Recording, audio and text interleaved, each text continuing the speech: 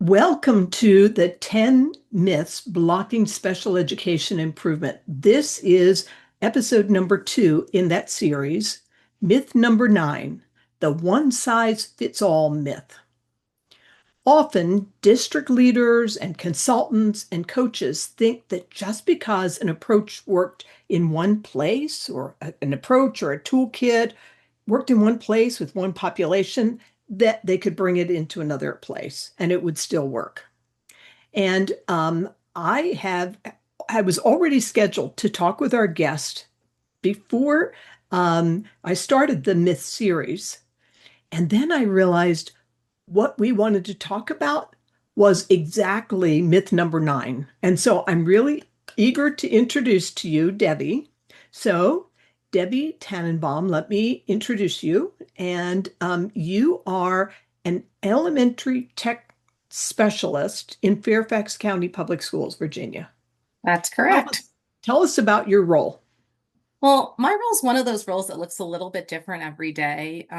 Inherently, my goal is to really help teachers and students use technology to amplify learning, but it looks a little bit different every year. This year, my principal really asked me to ground my work in UDL, Universal Design for Learning, and she uses me almost like a Universal Design for Learning coach. And so we are an inclusion school, and so I provide co-teaching and modeling to the teachers in my school. If their classrooms are part of our inclusion pilot, I'm in there about once a week. And then the other classrooms I'm in about twice a month, once a month, depending on schedules. But I go in and I model more inclusive practices with technology, but also just ways to make sure we're better meeting the needs of our students. And in addition to that, I do some fourth grade technology classes, and I've gotten a chance to, do some professional development for my teachers. And one of those things is the thing we're going to talk about today that I'm most excited about from this year. Yeah. So I want our listeners to know all about this project that you did with the Enhanced Autism Program. And what was the problem that you were brought in to solve? Well, it actually started with funding and trying to figure out the best use for funding, which is ironic because usually in education nowadays, funding isn't where we start. But our school district had provided our school with 24 days of sub-funding, and it had to be something related to innovation, digital learning, using digital resources to improve learning, enhance learning, demonstrate learning. And so my principal and I sat down and we were talking about it, and she was like, I'd really like you to do something with our enhanced autism teachers. Now, I'm going to be perfectly honest. Before this, our 5 enhanced autism teachers were the people I saw running around kids with the hall. Last year, I had a chance to do a tech class inside of an enhanced autism class, but I didn't really know what I was doing. Although I have 3 out of my 4 kids have IEPs, I can't say that I'm especially versed in special ed beyond helping them with IEPs. And so when she said this, I have to admit, at first I was a little alarmed. But she, as we started to talk, she said, well, it's not going to just be you. She says, I have ideas of how this might be able to work, but I'm going to put you in touch with a team of people who are from our assistive technology. Our reading specialists will be involved in this. People who are involved in our special services and curriculum, as far as the special ed side, are going to be involved in this. And she essentially, as we're sitting there, sent an email to a team of people at the district, including me and the reading specialist at my school, and said, let's set up a meeting and to talk. And then we also had our ABA coach as part of this. And so we sat down for this meeting to talk. And historically at my school, and I know we're not the only ones, the rigor in the enhanced autism has been an issue. We want to make sure that our students aren't just being babysat, but that they're actually accessing as much of the regular curriculum as possible. And that has not been historically what's happened. And so we've tried incorporating our EAC teachers more in our CLT meetings to plan, but there's still a gap. And part of that is because all of our EAC teachers come from different places. It's hard to get people to do that type of work right now. And so she's like, I want to do something to work with literacy. And so we all sat down to talk, and our ABA coach is like, well, what if we did something with morning meeting? Everybody has a morning meeting. What if we put more literacy in it? And we started talking about this. And as we were talking about it, I was like, well, I wonder if we could create a gem about this. And so we started Oh, like, wait, tell people what a gem is, and just in case. so a gem is kind of like a specialized project inside of Gemini where you give it a lot of background knowledge and you give it a specific task to do. Okay. And so as we were working on this, we were like, this sounds like a great idea. And we decided we were going to figure out how to put it all together. Now Now, there were like wait a minute. seven. Let me, I'm trying to wrap my head around this. So you had some money. The idea was that you were going to come in and do something with this group and you didn't know what. But it was a collaborative effort to start brainstorming where are the problems? Where are the gaps? Yeah, Where could you bring your expertise and combine it with the expertise of the specialists of the district and absolutely. they're doing it? So, what a fabulous design right there. It was, I have to say, because I do a lot of professional learning where I design it on my own, and this experience has been amazing. I've done sessions with one other person, but to be in a team of 7 or 8 people and every one of us bringing something unique to the room, our ABA coach taught me so much about how what a morning meeting could be like. I had been responsive classroom trained, but I didn't know I could incorporate all these things in. I learned a lot about the reading curriculum by working with our reading specialists and the people from central office who were supporting that. And I learned a ton about assisted technology from our assisted technology folks. I had no idea how AAC devices worked, why they were important. Um, working on an article right now for an ISTE plus ASCD blog, and the title of it, at least right now, unless they've changed it, is, we changed them, they changed us, because as much as they got out of this experience, our 5 teachers, all of us were forever changed by this experience. Let's pause for that. Like, let that sink in. We so often think, well, I'm the expert. I mean, you're an expert. You've been doing this for years. Hmm. They could have said, come in and fix them, which is what happens with a lot of professional development. And instead, Right. they said, let's see what we could design together. And Absolutely. everybody, I love this story. I love this story. Okay. And we had 7 sessions, and I'll be honest, we had no idea, like we planned every session after each session based on what the participants needed. And honestly, like part of me was like, oh, I'm going to plan it all at once. I couldn't do that. None of us could. We were sitting there and trying to figure out how to leverage each other's experience. And every session put a piece of the puzzle together. And we didn't know what the puzzle was going to look like until the end. And I'm not really sure we're at the end because, to be perfectly honest, this has made me so much more aware of things I didn't know existed. And so to me, this is the beginning of a new journey. That's so cool.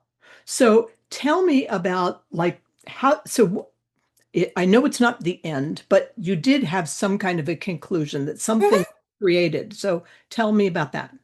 So we ended up doing like, I really feel like 3 phases in our journey. That first phase was that morning meeting where we really infused literacy into it. Then we spent some real time to develop access. We talked about things like how to use our AAC devices, how to incorporate descriptive teaching into literacy. I didn't know what that was, and what I thought it was wasn't what it was. We talked about that type of stuff in the middle of it. And then at the end, we went into a little bit of vibe coding and how we could design materials that met our students' needs where they were at. And then we also talked about some technology tools that already existed that we could use to help better meet the needs of our kids. And for so many of our teachers, and like I said, there were 5 teachers, we put them in one group of 3 and one group of 2, so we didn't pull them all out of their classrooms at the same time. But almost every teacher, when we started this, came in like, I can't believe I have to do this. I can't believe I'm being pulled out of my classroom. I can't believe I have to write subplans. And some of the things that the teachers said at the end as we started to wrap up, I mean, I was in tears because you hope as a coach that you're going to make an impact on the people you serve.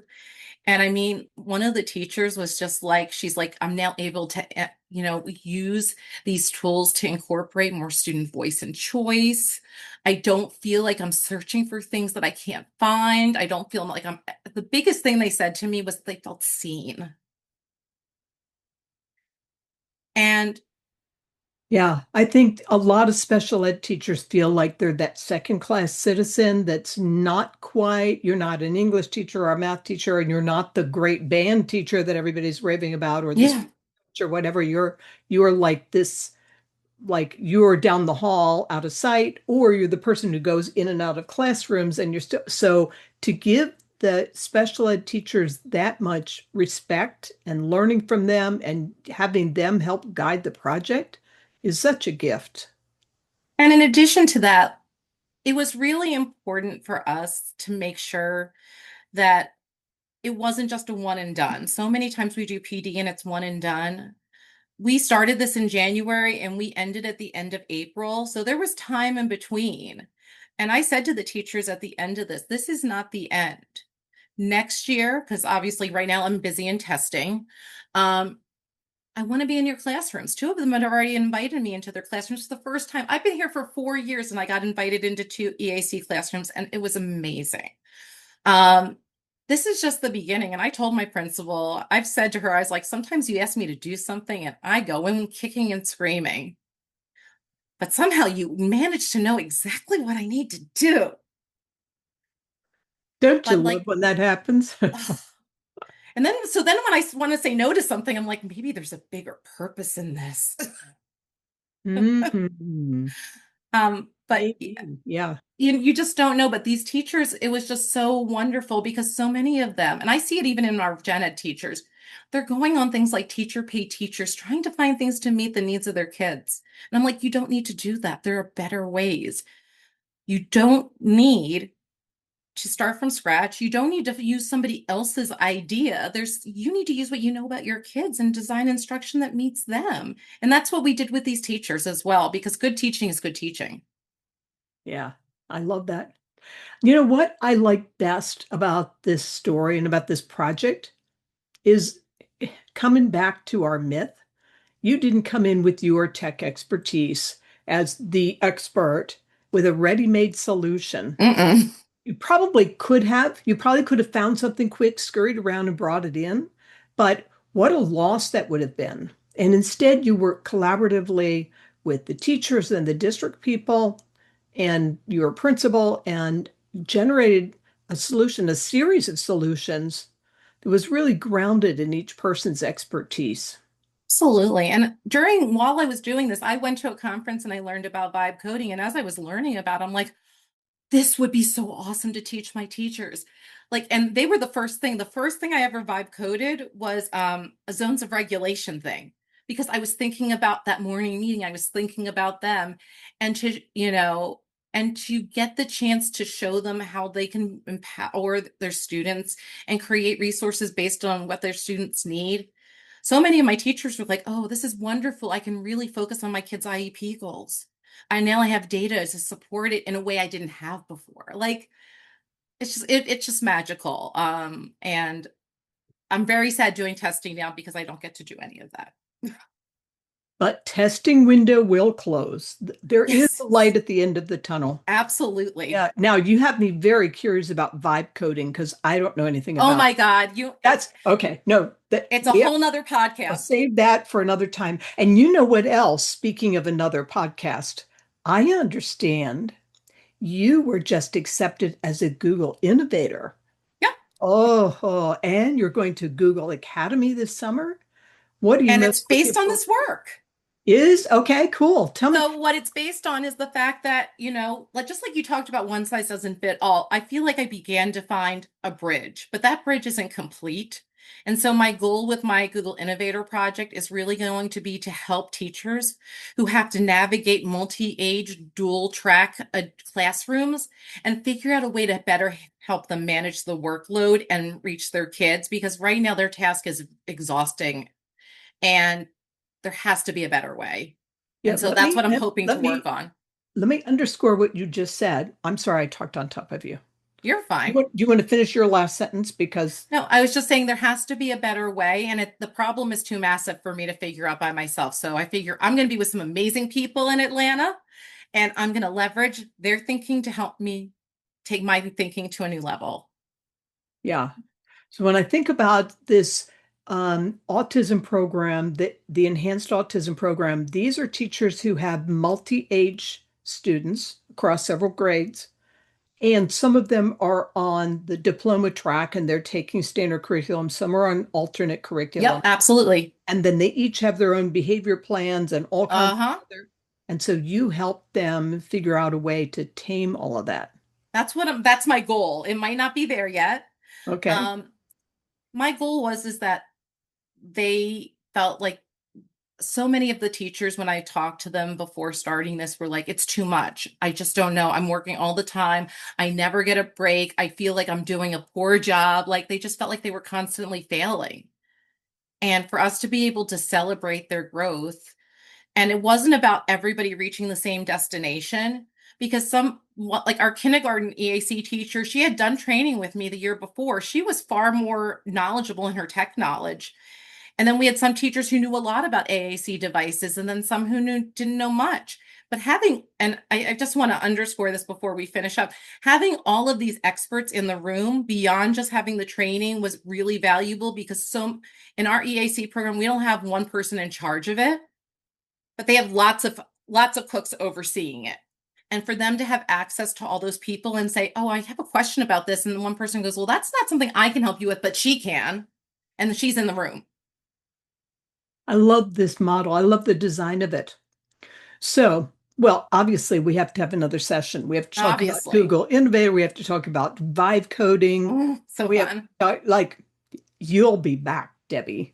Awesome. So let me just wrap up by saying myth number 9, the one size fits all myth. I hope we've exploded it, that one size, you're missing an opportunity if you're trying one size fits all. Absolutely. So thank you for being on my podcast, and we will be in touch. And thank you so much for having me. I'm so glad that we just for the audience to know, we met on a ISTE community leader call or certified educator call. I can't remember which one. One of those. We met at one of those, and because we lived near each other, we decided to connect again, and this happened from that. So you never underestimate what a connection can do. So Those chance connections are special, aren't they? they really are. So Yeah. just you never know. Okay. Thank you so much. Thank All you for right. having me.